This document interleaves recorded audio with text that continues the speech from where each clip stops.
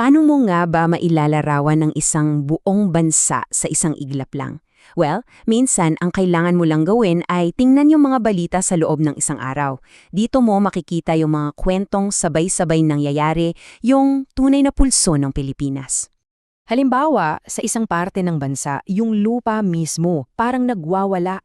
Yung bulkang Mayon umiiyak ng kumukulong putik. Grabe, 'di ba? Isang malinaw na paalala kung gaano kalakas at kabagsik ang kalikasan. Tapos habang nangyayari yan, doon naman sa sentro ng gobyerno, iba yung nayanig. Hindi lupa, kundi yung mismong pundasyon ng kapangyarihan. At sa gitna ng lahat ng yan, sa gitna ng sakuna, ng alitan sa politika, may isa pang nangyayari. Isang pambihirang pagpapakita ng pananampalataya sa mga lansangan.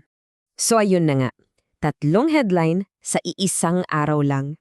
Dito pa lang, kitang-kita mo na ang isang bansang sabay-sabay na lumalaban sa krisis, sa gulo, sa politika, at kumakapit sa pananampalataya. Yan yung komplikadong realidad ng Pilipinas na sisilipin natin ngayon. Okay? So umpisahan natin sa mga literal na pagyanig, ha? Mula mismo sa bulkan hanggang sa mga komunidad na direktang tinamaan. At tingnan nyo to, hindi to biro ha. Hindi lang ito basta usok at abo. Sabi ng TVOX, mayroong talagang molten lava na dumadaloy, may 133 rock falls at 30 na napakadelikadong pyroclastic density currents. Ibig sabihin, every minute talagang may panganib dyan. At ang resulta nito, eto, mahigit 1,000 pamilya. Imagine, ganyan karaming tao ang napilitang iwanan ng lahat. Bahay, kabuhayan, dahil sa bulkan. Yan yung totoong epekto nito sa mga tao. Pero teka, hindi lang kalikasan ang may dalang trahedya. Sa Cebu naman, etong numero na to, 8.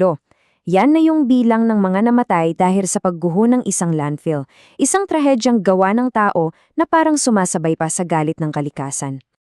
Okay, so mula sa mga pisikal na krisis, lipat naman tayo. Punta tayo sa sentro ng kapangyarihan kung saan may sarili ring bagyong nabubuo. At itong bagyong Toha, hindi ito yung usual na may hangin at ulan. Hindi. Ito ay isang parang baha ng mga aligasyon at kontrobersya na mismong gobyerno ang hinayanig.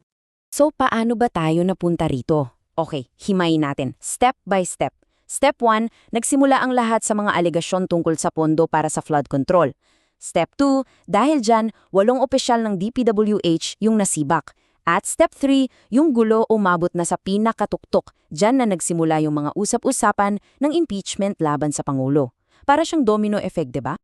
At syempre, ano pa bang aasahan natin? Hindi mawawala ang politika.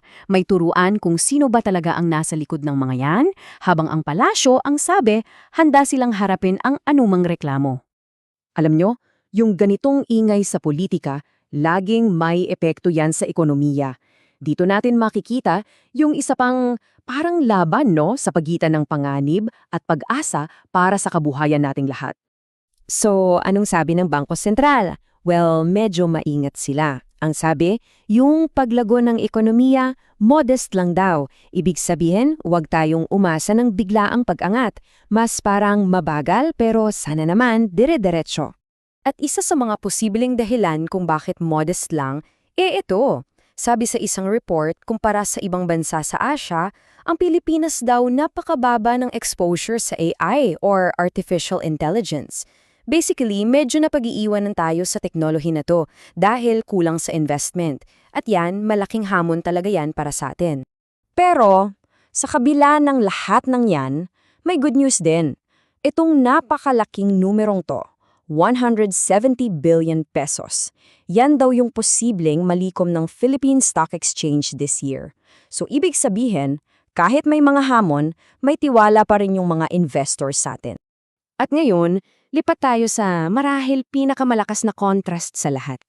Mula sa mga problema sa gobyerno at ekonomiya, punta tayo sa isang bagay na hindi matatawaran yung pananampalataya. 7.5 million. Pakinggan nyo yung numerong yan. Ganyan karaming tao ang dumalo sa huling traslasyon. Record-breaking yan ha. Isipin nyo, isang literal na dagat ng mga tao na pinag-isa ng kanilang pananampalataya. At hindi lang yan sa Maynila ha. Yung debosyon na yan malalim ang ugat sa buong Pilipinas. Tingnan nyo lang yung mga kapistahan ng Santo Niño. Patunay lang to kung gaano kalaking parte ng pagka-Pilipino natin ang pananampalataya. So, anong ibig sabihin ng lahat ng to para sa future natin? Habang pinagsama-sama natin yung mga kwento ng araw na to, silipin natin kung ano ba talaga yung mga puwersang magdidikta sa kinabukasan ng Pilipinas.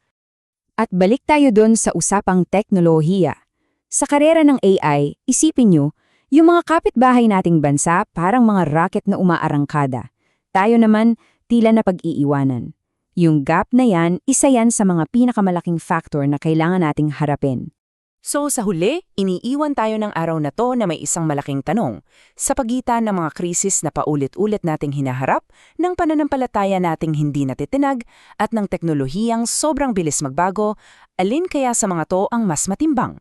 Alin ang tunay na huhubog sa kinabukasan ng Pilipinas? Isang bagay na iiwan ko sa inyo para pag-isip.